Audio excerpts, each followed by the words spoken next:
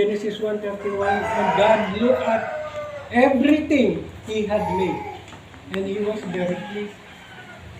Everything, may kulang, wala.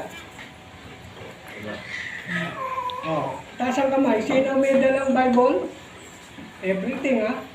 Bible na libro, Bible na cellphone. Kompleto kayo? May dala kayo? Cellphone. Kakaintindihan tayo.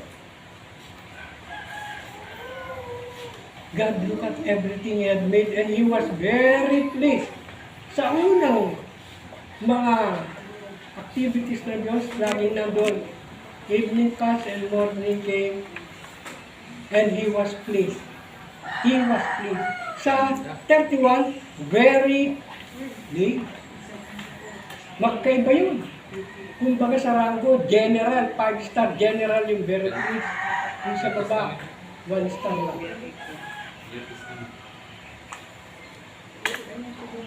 Nung sabihin ng Diyos, evening passed and morning came, that was the 6th day. Anong kasunod? Ako na muna. Dagdagan nyo lang kung sobra o bawasan kung sobrang salita ko, kung kulang dagdagan nyo. Pakibasa ang Genesis 2, 1-4, please. At required ko lang, no? Malakas tayong kumain, malakas tayong magsalita. Bakit dito baliin? Ang pag-awit, parang walang energy. Genesis 2:1-4. 2, 1-4. Thus the heavens and the earth Pwede na sabay-sabay. in all their vast array. By the seventh day, God had finished the work He had been doing.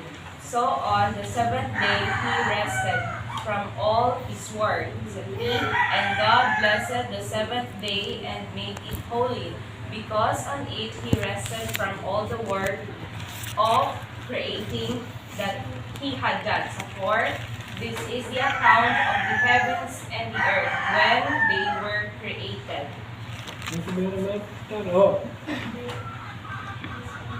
Malinaw? Nag-start na ang Sabat. Diyan sa taon, diyan. Hindi sa creation, tapos na ang creation. 6 days yun. Pagkatapos, dumating ang Sabat. Ang word na Sabat, hindi lang para sa Pilipino. Hebrew language yan. Gumamit ang Diyos ng language niya, Hebrew, wala pang lahi ng Hebrew sa lupa. Pero, pinarating sa atin yan para maintindihan. Hindi yung about Sabat para sa Amerikano, Pilipino, anong lahi, hindi, doon yan. Dahil ang Diyos ang nagsalita kung ano ang ginawa niya sa ikapitong araw, tayo, anong gagawin natin? O, taas ang kamay. I love you, Jesus. I love you, Jesus. O, mahal natin ang Diyos. Ano ang pagmamahal natin sa salita niya sa Sabat? Mamahalin o hindi? Mahalin. Kapag na-late dito, anong klaseng pagmamahal yan? Hindi, na-traffic. Meron pang rason. Na-traffic, walang tubig. Ang hinahanap ko, mga damit ko, hindi ko makita. Karaniwang problema ng magsisimba sa Sabat, ang pagsuot ng mga damit, buhat sa sapatos hanggang sa itaas. Tinuro ko na kay Jane, sabi ko, may isang tao na kapag dadamit, nakahanda na buhat sa medya sapatos hanggang sa kumikalo. At ang bahay na tinitirahan niya walang hagdan, poste. Sino mga tao yun? Bumbero. Pag tayo papunta sa Sabat, bumbero tayo sa pagdaramit. Hindi, kaliwa kanan, rilo, yung ano, hindi ko maganda. Papasok na doon ang demonyo. Tawa na ng tawa yun, wala na. Isang hakbang, 1 second, habulin mo ang 1 second, hindi kayo hintay ng time. Para hindi malate, start early. Maging bumbero tayo kapag haraw yun. At kahit hindi, walang gulo sa bahay. Alam na natin, May Sabat, ang Diyos ang gumawa, hindi tao. Sino ba ang Lord of the Sabbath? Ano ang nakasulat sa Bible? Sabbath was made for man. Not man for the Sabbath. Naku, magkaiba yun. Liwanagin natin ng mabuti na ituro na yan. Alam nyo na. Sana alam nyo na. Ha? Sabbath was made for man, not man for the Sabbath. And also, the Lord of the Sabbath, si Jesus. Kabisado na ng Adventist yan. Pero ang application, actuality, reality, hindi magkita. Uy, konti pa lang ng tao din. Nauna ako din. Wala pa man. Naghihintayan. Kung sa Sabat, late tayo, huwag natin sisihin ng Diyos matagal dumating. Tayo ang matagal. Babalik. Babalik ang Diyos dito, wala nga siyang katawan o kaluluwan nakita. Buti pang aso na, sa labas pa. Katawarin na niya. Ano i-improve natin? Hindi ang Sabat, ang school, gathering to ng tao. Tayo nakapunta dito sa kagustuhan natin o hindi? Bakit tayo nakaupo? Ako nakatayo. Kagustuhan ko ba yan? Kagustuhan ng Diyos. Sa ayot sa gusto nyo, pinaupo kayo ngayon. Dahil buhay pa kayo. Buhay pa tayo. Hindi lahat ng tao pumupunta sa araw ng Sabat para mag-ipon.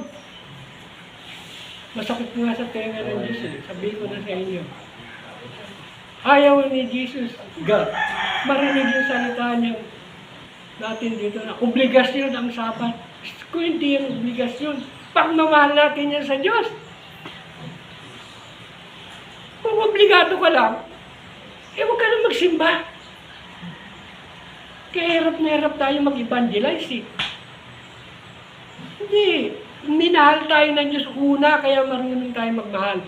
Ang Sabat, nandiyan ang pagmamahal ng Diyos. Hindi yan obligasyon. Tapos marinig pa natin yung legal term. Claim the promises of God. Sino ka ba? Ang word na claim, legal term yan sa husgado. Nilikha ka lang, pag ginamit mo, I claim your promises, Lord. Sino ka ba? I beg you, O Lord, please fulfill your promises. Baba. Baba. Ang i-improve natin yung pagkatao natin. Kapag mahal mo ang isang tao, isang bagay, isang gawain, uunahin mo yan. Uunahin mo. Ang time, hanggang ngayon, di alam ng mga scientists ano yung tinatawag na time. Walang time kung walang motion. Lahat ng nilikha ng Diyos, may motion from the atom, nuclear, subatomic composition of matter. Nagmumove yan, always in motion. God is always in motion. But being supreme, He can assume any state, anong forma, solid, liquid, gas, plasma, AI ka pa dyan, ano, ginagawa yun ng Diyos.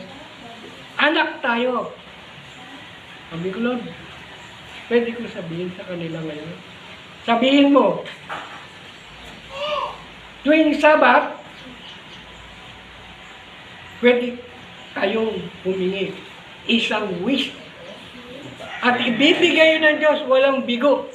Kung ikaw namuhay, may kungit sa loob ng 6 na araw na hindi ka nagsinungaling sa Diyos, sa sarili mo, sa kapwa mo.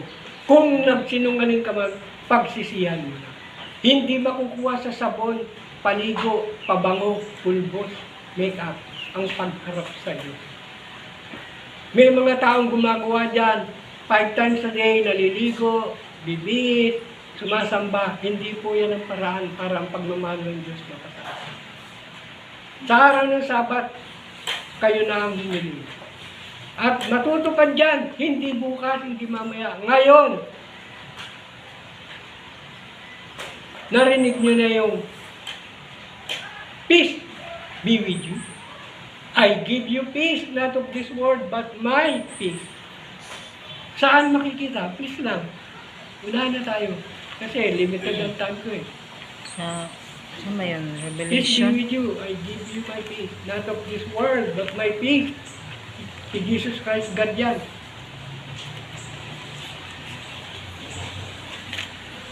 Uy, yung cellphone dyan, type na lang para lumabas na.